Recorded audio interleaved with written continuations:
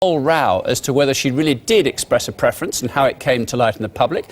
Let's hear from the Labour Shadow Chancellor, Ed Miliband.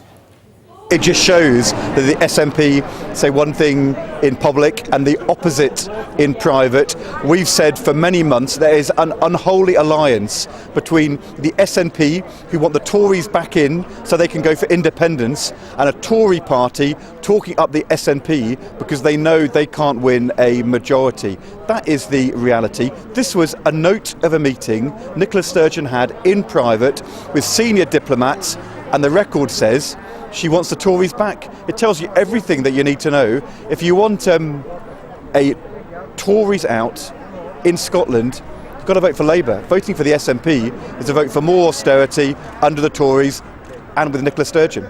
But you must be worried because you might need Nicola Sturgeon to work with Ed Miliband to prop up a Labour government. Look, the SNP exists as a political party to break up the United Kingdom. There is no way any party can work with the SNP in Westminster unless this is about helping them to achieve that objective, which I absolutely do not support. That's why we've said no coalitions with the SNP. Look, we want a majority.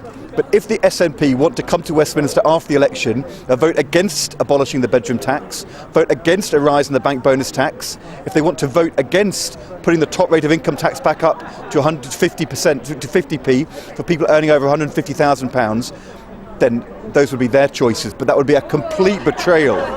I think it's now clear. The SNP want the Tories back. The SNP will carry on with Tory austerity. As I showed last week in my speech in Glasgow, the SNP means even deeper cuts in public spending. If you want the Tories out, you've got to vote Labour. Two people had a conversation, me and the French ambassador.